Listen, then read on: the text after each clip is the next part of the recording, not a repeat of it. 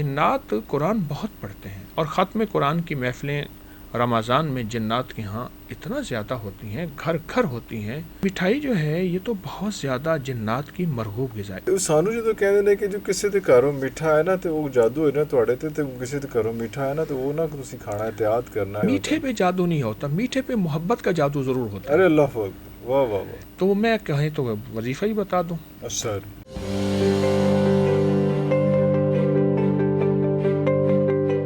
جنات کے ہاں ختم قرآن کی جو میں نے ان لوگوں سے سنا جن کے ساتھ جنات کے رابطے ہیں، جنات کے واسطے ہیں، جو جنات سے باتیں کرتے ہیں، جن کو جنات نظر آتے ہیں، جن کو جو جنات کی محفلوں میں جاتے ہیں، میں نے ان لوگوں سے سنا. جو سنا میں آپ سے عرض کر رہا ہوں وہ یہ ہے کہ جنات قرآن بہت پڑھتے ہیں اور ختم قرآن کی محفلیں رمضان میں جنات کے ہاں اتنا زیادہ ہوتی ہیں، گھر گھر ہوتی ہیں اور بہت زیادہ ہوتی ہیں. اور پھر ان کے ہاں مٹھائی بھی تقسیم ہوتی ہے. میں صحراؤں میں جاتا ہوں تو وہاں ایک واقعہ ہوا. ہمارے ہاں ایک بہت پرانے شکاری تھے رحیم یار خان کے، وہ میرے ساتھ تھے.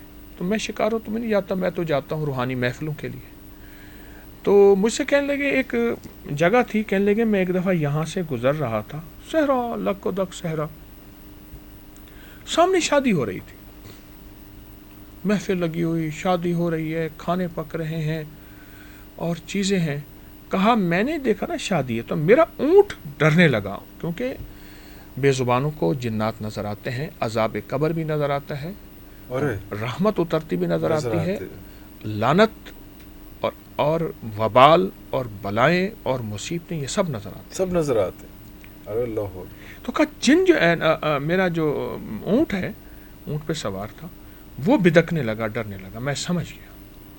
اچھا بعد میں نے جرأت کی، میں نے کہا دوستو میں بھی آپ کی شادی میں شامل ہوں، مجھے بھی کھلا دو. اللہ. کہنے لگے انہوں نے پیتل کا بڑا سا تھال بھر کے مجھے مٹھائی کا دے دیا. میں نے تھال رکھا اور اونٹ کو بھگایا، وہ آج بھی تھال میرے گھر ہے. ارے اللہ اکبر. اچھا واہ واہ واہ. مجھ سے کہنے لگے، میں ڈر کے مارے اونٹ کو بھگایا اور وہ آج بھی تھال میرے گھر ہے. تو یہ مٹھائی جو ہے یہ تو بہت زیادہ جنات کی مرغوب غذا ہے. اس لیے ہماری روحانی عملیات میں، وظائف میں بڑے بڑے اولیاء صالحین یہ عمل کر کے کوئی شیرینی بانٹے ہیں، میٹھا بانٹے ہیں. اللہ اکبر اللہ. بچوں میں تقسیم کریں. یہ کنیکشن ہے، یہ کنیکشن ہے. یہ چیزیں ایسی نہیں ہیں، ان کے پیچھے حقائق ہیں.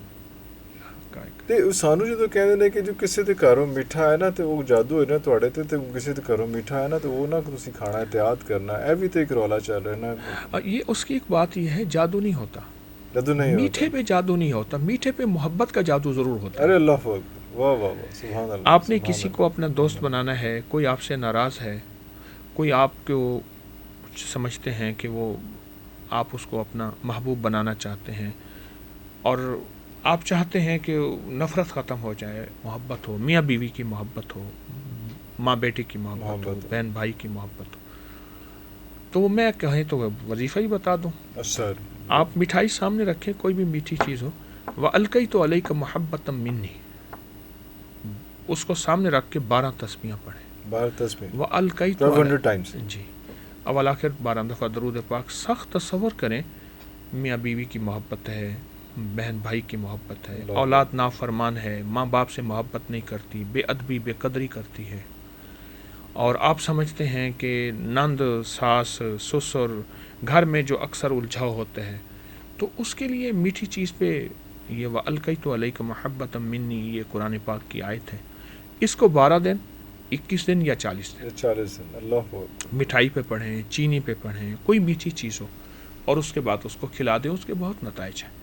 اچھا آپ نہیں کھلا سکتے وہ میٹھا، آپ خود اس کی نیت کر کے کھا لیں. اچھا یہ آپشن بھی ہے، ضروری نہیں کہ اس کو کھلا دیں، آپ خود بھی کھا لیں تو وہ اتنی ہی چاہت، اتنی محبت. اس کا تصور جتنا سخت رکھا جائے گا. میں نے تو اس وظیفے سے بڑی بڑی طلاقیں بچوائی ہیں. اللہ.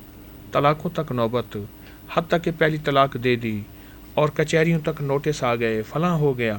میں نے کہا یہ کریں آپ، اور کرنے والا جتنا سخت تصور اور توجہ سے کرے گا، درد سے کرے گا، اتنا جا کے اس کے دل پہ چوٹ لگے گی. ارے اللہ اللہ. اچھا ایک کالر بھی ہے ہمارے پاس. جی السلام علیکم. وعلیکم السلام. جی آپ کون ہیں، کہاں سے بات کر رہی ہیں؟ جی میں فرح بات کر رہی ہوں لاہور سے. جی فرا اپنا سوال بتائیے گا. حضرت جی ہمارے ساتھ ہیں. حضرت جی السلام علیکم. وعلیکم السلام. حضرت جی میں نا 10 سال سے اپنی سے منسلک ہوں. الحمدللہ میں نے آپ کے بتائے ہوئے وظائف سے بہت کچھ پایا ہے. جی ربنا حب لنا میں نے دعا نماز میں پڑھتی ہوں، اور خاص طور پہ ربنا انزل علینا کی وجہ سے میں 2018 میں نا اللہ کا گھر بھی دیکھ کے آئی، اور 625 دفعہ جو بسم کا نقشہ ہے وہ بھی میرے پاس ہے. حضرت جی آپ کی دعاؤں سے میں نے بہت کچھ پایا. اب میرا مسئلہ یہ ہے کہ میں ایسا دراز سے نہ ذاتی گھر کی خواہش دل میں رکھتی ہوں. میرے پاس اپنا گھر نہیں ہے، تو اس کے لیے پلیز دعا کر دیں، کوئی مجھے بتا دیں کہ میں بہت پریشان ہوں. کی وضو کی دعا آپ کو آتی ہے اور آپ کا اپنا گھر نہیں ہے، کیسی بات ہے؟ مجھے میں وضو کی دعا بھی تقریباً ایسا 16 سال سے پڑھ رہی ہوں. نہیں پڑھ رہے، آپ چکھ رہی ہیں. پڑھنے اور چکھنے میں فرق ہے. اللہ اکبر، اللہ اکبر. پڑھنے والا تو دیوانہ ہوتا ہے.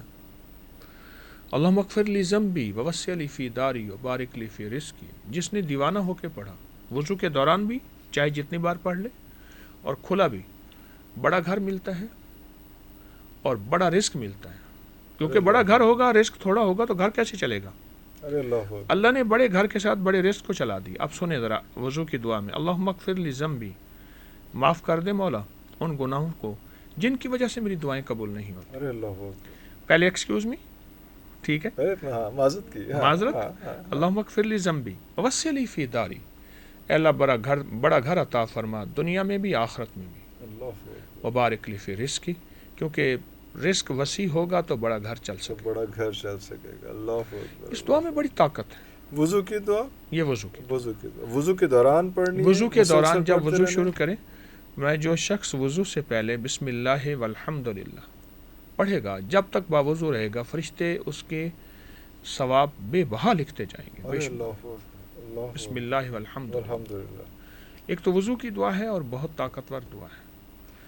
شروع میں بسم اللہ والحمدللہ، اس کے بعد پھر وضو کے دوران یہ دعا دل ہی دل میں پڑھتے رہیں. مسلسل پڑھتے. اگر آپ بیت الخلاء میں ہیں، ٹوائلٹ میں ہیں، تو دل ہی دل میں پڑھتے رہیں.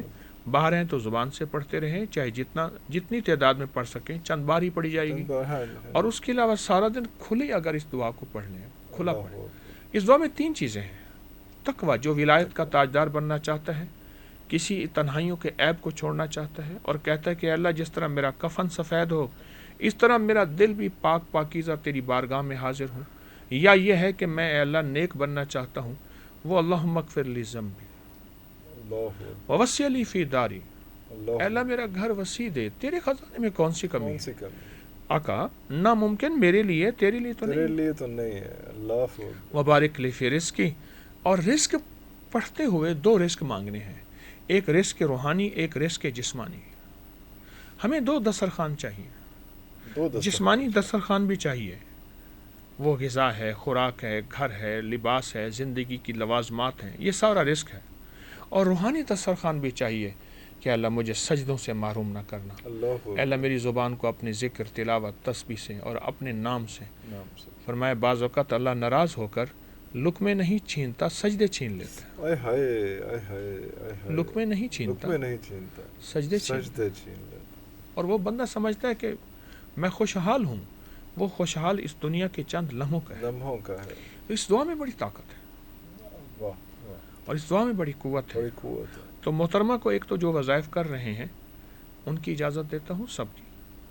اچھا انہوں نے، اور اس دعا کو کہوں گا کثرت سے پڑھیں. انہوں نے ایک بات کہی، اللہم ربنا، کیسے میں گھر دیکھ آئی. یہ سورۃ مائدہ کی آیت ہے. اللہم ربنا انزل علینا مائدۃ من السماء تکون لنا عیدا لاولنا وآخرنا وآیۃ منک وارزقنا وانت خیر الرازقین. جو بندہ 11 دفعہ پڑھ کے آسمان پہ پھونک مارے گا، جو چاہے گا ملے گا. ارے اللہ اکبر. حج پہ جانا ہے، بڑا گھر چاہیے، رزق چاہیے، صحت چاہیے. یہ ابھی محترمہ نے جو کہا نا، میں نے اللہم ربنا والے سے اللہ کا گھر بھی دیکھا.